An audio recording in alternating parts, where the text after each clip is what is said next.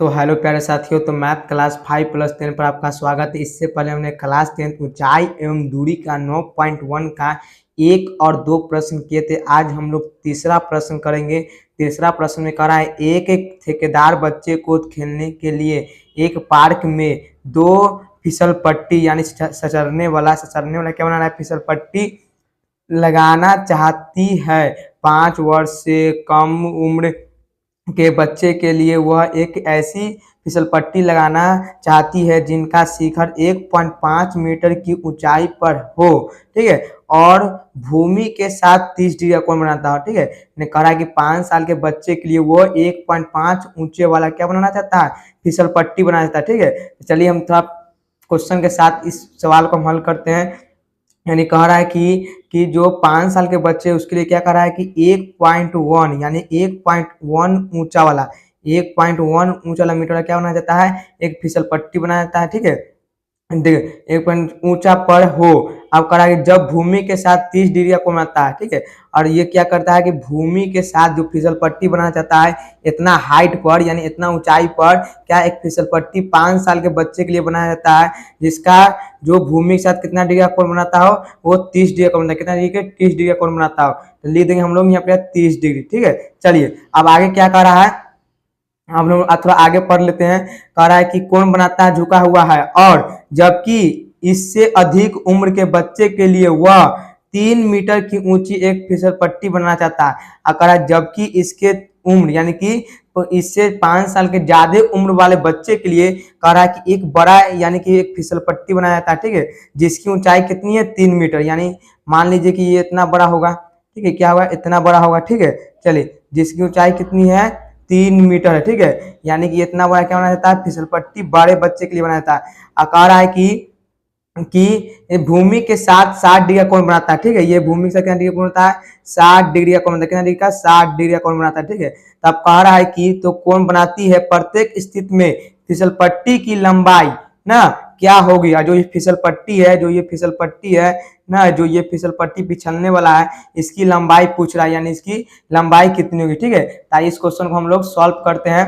तो अब इसका नाम देते हम लोग A B C D E, ठीक है, इसका नाम दे दिए हैं। तो हम लोग चलेंगे समकोण त्रिभुज पहले ए बी सी में, ठीक है। ये होता है मेरा 90 डिग्री का कोण होता है। कितना डिग्री कोण होता है, 90 डिग्री का कोण होता है, ठीक है। तो हम लोग पहले चलेंगे समकोण त्रिभुज ए बी सी में। तो लिखेंगे समकोण, लिखेंगे एंगल ए बी सी में, एंगल पहले हम लोग चलेंगे ए बी सी में, ठीक है। चलिए इसमें क्या कर रहा है, अब देखिए हमको कहा है इसकी लंबाई ज्ञात करने के लिए। तो थीटा के सामने क्या होता है, लंब होता है ना, लंब इसका लंबाई ज्ञात करना था, लंब बटा कर ना, लंब बटा कौन थीटा होता है, साइन थीटा होता है। तो हम लोग यहाँ किसका प्रयोग करेंगे, साइन थीटा का। साइन थीटा बराबर क्या लिखेंगे, लंब। तो लंब है ए बी, लंब है ए बी, अब बट्टा में कर्ण क्या है, ए सी, तो लिखेंगे ए सी, ठीक है। चलिए अब साइन लिखेंगे। अब थीटा का मान कितना दिया हुआ है, थीटा का मान तो हम लोग जानते हैं कि 30 डिग्री दिया हुआ है, बराबर में ए बी का मान कितना, 1.5 मीटर, तो लिखेंगे 1.5 मीटर, ठीक है, बट्टा में। और बी क्या है, ए सी का मान नहीं मालूम है हमको, ए सी निकालना है, तो ए सी का हम लोग ए सी लिख देते हैं, ठीक है। चलिए अब क्या करेंगे, साइन 30 डिग्री का मान कितना था, 1/2 होता है, ठीक है, बराबर में 1.5। अब बट्टा में क्या लिखेंगे, ए सी लिखेंगे। अब क्या करेंगे, क्रॉस गुना कराएंगे, क्या करेंगे, क्रॉस गुना कराएंगे। तो 2 से इसमें गुना करेंगे तो लिखेंगे 2 गुना 1.5 बराबर में ए सी लिखेंगे ना। अब देखिए जब 1.5 में हम 1.5 में 2 से गुना करेंगे तो 2 पंचे 10 के 0 हासिल 1, अब 2 1 कम 2 1 3 ना, पॉइंट के बाद 0 का कोई वैल्यू नहीं रहता, तो केवल क्या हो जाएगा, 3 हो जाएगा, ठीक है। तो इसमें जब गुना करेंगे तो बनेगा 3 बराबर में ए सी ना। और जो ए सी का जो वैल्यू निकलेगा, क्या निकलेगा, ए सी का जो वैल्यू निकलेगा वो कितना निकलेगा, 3 मीटर निकला है, ठीक है। यानी कि इसका जो वैल्यू कितना निकला, 3 मीटर निकल गया, ठीक है। चलिए अब हम लोग आते हैं अब एंगल, अब कोण अब किसमें चलेंगे, डी ई सी में, लिखेंगे डी ई सी में, ठीक है, डी ई सी में, ठीक है। अब लोग हम चलेंगे डी सी में। अब हमको इस फिसल पट्टी की लंबाई ज्ञात करना है, ठीक है। चलिए तो क्या है, अब थीटा का लंब और कर्ण साइन थीटा, तो लिखेंगे साइन थीटा बराबर क्या लिखेंगे, साइन थीटा बराबर लंब कितना है, डी ई, कर्ण कितना है, सी ई, तो लिखेंगे सी ई, ठीक है। चलिए अब देखिए साइन थीटा का मान कितना दिया हुआ है, 60 डिग्री, तो रखेंगे 60 डिग्री बराबर में डी ई का मान कितना है, 3 मीटर, रख देंगे 3 मीटर बराबर में। अब देखिए सी का मान क्या है नहीं मालूम है, सी का मान करा हमको निकालने के लिए, तो सी का सी सेम रहेगा, ठीक है। अब साइन 60 का मान कितना था, √3/2 बराबर में, अब 3 मीटर हो गया बट्टा में क्या हो गया, ईसी हो गया, ठीक है। अब क्या करेंगे, इसमें क्रॉस गुना कराएंगे, 2 से इसमें गुना करेंगे तो बनेगा 6 मीटर बराबर में, और इसी में रूट से √3 बनेगा ना। हमको क्या करा है, सी का मान निकालने के लिए, तो लिखेंगे सी बराबर लिखेंगे 6/√3 लिखेंगे मीटर, ठीक है। अब इसको क्या कर सकते हैं हम लोग, हम 6 को लिख सकते हैं 2 गुना 3 ना, इसी बराबर लिख सकते हैं 2 गुना 3 लिख सकते हैं, बट्टा में क्या √3 मीटर हो जाएगा, ठीक है। अब देखिए √3 के जगह पर हम √3 गुण में √3 से गुना करते 3 बनता है ना, तो 3 के जगह पर हम नहीं रख सकते हैं, रख सकते हैं, ठीक है। तो लिखेंगे सी बराबर हो जाएगा मेरा कि 2 गुना √3 गुना √3, अब बट्टा में लिखेंगे √3, ये से ये कैंसिल हो गया ना, तो बच गया क्या है मेरा कि सी जो हो गया वो हो गया 2√3 मीटर, ठीक है। यानी जो सी का वैल्यू निकला है, सी का वैल्यू निकला कितना निकला है, जो सी का वैल्यू निकला हमको निकला है 2√3 मीटर, ठीक है। तो हमको यही का वैल्यू करा था निकालने के लिए, आप लोग इसका स्क्रीनशॉट ले लीजिए। चलिए अब हम लोग 4 नंबर क्वेश्चन करते हैं। 4 नंबर क्या है, भूमि के एक बिंदु से जो मीनार के पाद बिंदु से 30 मीटर की दूरी पर मीनार के शिखर का उन्नयन कोण 30 डिग्री, तो मीनार की ऊंचाई ज्ञात करना, ठीक है। करा एक भूमि है, मान ली क्या है, एक भूमि है, ठीक है।